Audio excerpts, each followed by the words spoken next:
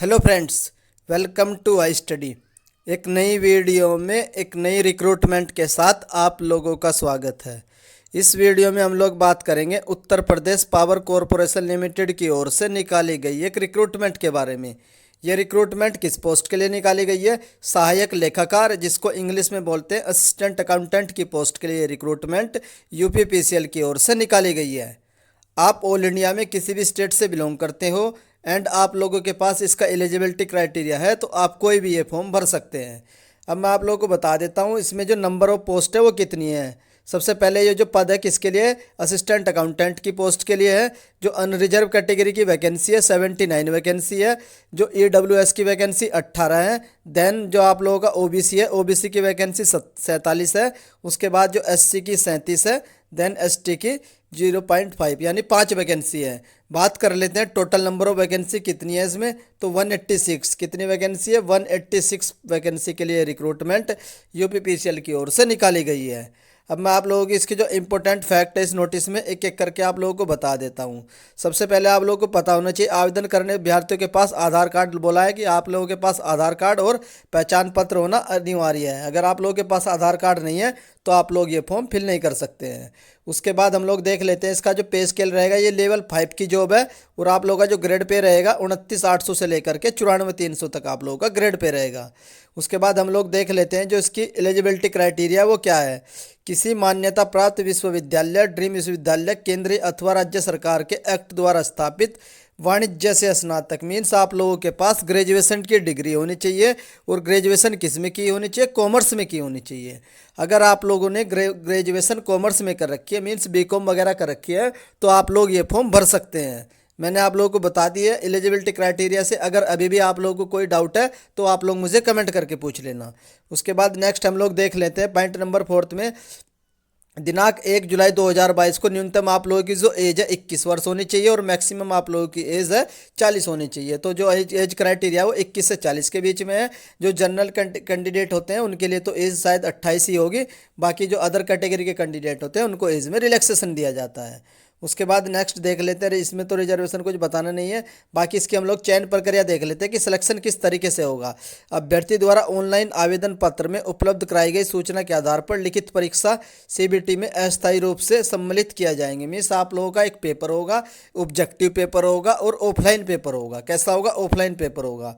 उसके बाद लिखित परीक्षा सीबीटी में सम्मिलित अर्हता चयन का किया जाएगा। चयन लिखित के आधार पर परीक्षा की जाएगी। चलिए हम लोग इसका जो लिखित परीक्षा का है उसका पैटर्न देख लेते हैं।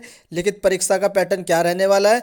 विद्युत सेवा आयोग माध्यम से सीधी भर्ती हेतु वस्तुनिष्ठ यानी ऑब्जेक्टिव प्रकार के प्रश्न रहेंगे आप लोगों के। और आप लोगों का जो पेपर रहेगा वो 2 भागों में रहेगा। कितने पार्ट में रहेगा? 2 पार्ट में रहेगा। एक पार्ट आप लोगों का कंप्यूटर रहेगा, नेक्स्ट पार्ट आप लोगों का नॉन टेक रहेगा। जो आप लोगों का जो कंप्यूटर का पार्ट है वो हम लोग देख लेते हैं। जो प्रथम भाग रहेगा उसमें जो ऑब्जेक्टिव पेपर होगा और वो किस लेवल का होगा? जो डोएक का ओ लेवल का स्तर का जो पेपर होता है उसी लेवल के आप लोगों से क्वेश्चन पूछे जाएंगे कंप्यूटर के। कितने क्वेश्चन पूछे जाएंगे? 50 अंकों के प्रश्न पूछे जाएंगे। अगर आप लोग एक क्वेश्चन का आंसर रॉन्ग करते हैं तो आप लोगों का 1/4 मार्क्स काट लिया जाएगा। मीन्स 1/4 मार्क्स किसमें? नेगेटिव मार्किंग भी है। उसके बाद नेक्स्ट पढ़ लेते हैं। कंप्यूटर ज्ञान के प्रथम भाग की परीक्षा में कम से कम 50% अंक प्राप्त करना अनिवार्य है। मीन्स जो आप लोगों का कंप्यूटर का प्रथम पेपर होगा उसमें आप लोगों को 50% अंक प्राप्त करने अनिवार्य होंगे। अन्यथा आप लोगों को जो है डिस्क्वालीफाई कर दिया जाएगा अगर आप लोग 50% अंक प्राप्त नहीं कर पाते हैं। उसके बाद नेक्स्ट देख लेते हैं। जो आपका सेकंड पार्ट रहेगा वो लिखित सीबीटी का पाठ्यक्रम सिलेबस निम्न, उन लोगों ने सिलेबस भी प्रोवाइड करवा दिया है कि जो सेकंड पेपर होगा उसका क्या सिलेबस रहेगा। अब मैं आप लोगों को इसका सिलेबस बता देता हूँ। जनरल इंग्लिश पूछी जाएगी, जनरल हिंदी पूछी जाएगी। उसके बाद अर्थमेटिक मीन्स मैथ के क्वेश्चन पूछे जाएंगे। देन जो आप लोगों ने कॉमर्स में पढ़ा होगा बीकॉम में, अकाउंटेंसी पूछी जाएगी, ऑडिटिंग एंड इनकम टैक्स वगैरह पूछा जाएगा। उसके बाद ये लोग पूछेंगे सिलेबस ऑफ अकाउंटेंसी। इन्होंने सेपरेटली सिलेबस को डिवाइड भी कर दिया है। जो अकाउंटेंसी टॉपिक है तो उसको भी इन्होंने सब डिवीजन कर दिया है। तो आप लोग चेक कर सकते हैं अकाउंटेंसी में एक एक करके कौन कौन से टॉपिक आएंगे। ये सारे टॉपिक भी इन लोगों ने मेंशन कर रखे हैं। जो नेक्स्ट आप लोगों का आता है ऑडिटिंग एंड इनकम टैक्स, इसको भी इन्होंने डिवाइड कर दिया है और एक एक करके आप लोगों को सब्जेक्ट टॉपिक वाइज बता दिया है कि किस टॉपिक्स आप लोगों के सिलेबस है या नहीं है। तो आप लोग ये सारे जो टॉपिक्स है, देख सकते हैं कि ये टॉपिक आप लोगों को पढ़ने होंगे जो आप लोगों का सेकंड पेपर होगा। इसमें आप लोगों का जो सेकंड पेपर होगा वो कितने मार्क्स का होगा? 150 अंकों की परीक्षा होगी, 150 प्रश्न पूछे जाएंगे, 1 अंक 1 मार्क्स का होगा। और जो नेगेटिव मार्किंग रहेगी यहाँ पर भी 1/4 की रहेगी नेगेटिव मार्किंग भी। उसके बाद इन लोगों ने जो बताया कि आप लोगों का कंप्यूटर ज्ञान के भाग के प्रथम प्रश्न में अर्जित अंक आपकी जो मेरिट निर्धारण हेतु जोड़े नहीं जाएंगे। मीन्स जो आप लोगों का प्रथम पेपर है कंप्यूटर का है, उसके जो मार्क्स आप लोग सिक्योर करोगे वो आप लोगों के मार्क्स मेरिट में नहीं जोड़े जाएंगे, सिर्फ और सिर्फ मेरिट बनेगी आप लोगों के द्वितीय प्रश्न पत्र से। आई थिंक आप लोगों को समझ में आ गया होगा कि आप लोगों का जो पेपर का पैटर्न है वो किस तरीके से रहेगा। उसके बाद इन्होंने आप लोगों को बताया कि आप लोगों की परीक्षा कहाँ कहाँ कराई जाएगी। लखनऊ, मेरठ, आगरा, वाराणसी शहरों में होगी, यानी 4 ही सेंटर दे रखे जहाँ पर आप लोगों की परीक्षा करवाई जाएगी। उसके बाद अहर्ता एवं अन्य प्रमुख प्रस्तुतिकरण, बाकी और कुछ आप लोगों के लिए खास डिटेल नहीं है बताने के लिए।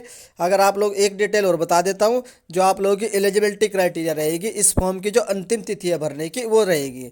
जिस फॉर्म की जो अंतिम तिथि है उसकी तिथि तक आप लोगों के पास एलिजिबिलिटी होनी चाहिए, तभी आप लोग ये फॉर्म भर सकते हैं। उसके बाद बाकी और कुछ आप लोगों के लिए इसमें खास पॉइंट नहीं है, ये नोटिस आप भी पढ़ लेना।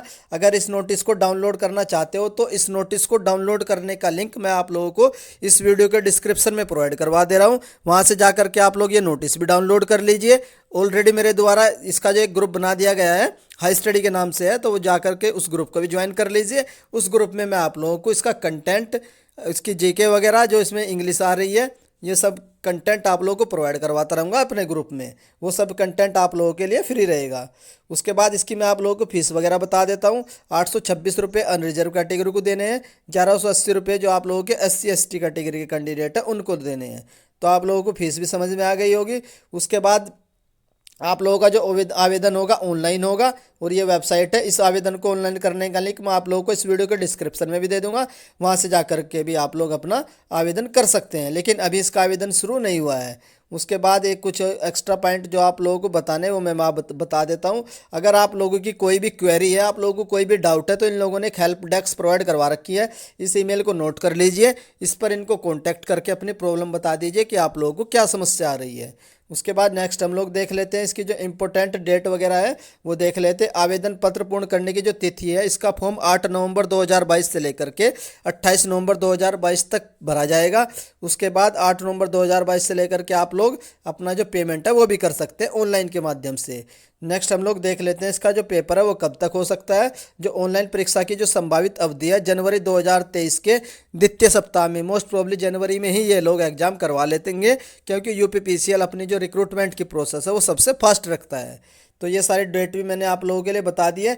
यही इन्फॉर्मेशन थी। अगर आप लोगों को कोई भी डाउट आता है इस रिक्रूटमेंट के रिगार्डिंग तो आप लोग मुझे कमेंट करके पूछ लेना, उसका जवाब मैं आप लोगों को कमेंट बॉक्स में दे दूंगा। अगर आप लोगों को मेरे द्वारा दी गई इन्फॉर्मेशन पसंद आ रही तो वीडियो को लाइक कर सकते हैं। अगर चैनल पर फर्स्ट टाइम विजिट कर रहे हो तो चैनल को सब्सक्राइब भी कर लीजिए। इस चैनल पर आप लोगों को कोई भी गवर्नमेंट रिक्रूटमेंट की कंप्लीट इन्फॉर्मेशन दी जाती है। वीडियो देखने के लिए धन्यवाद। Thank you.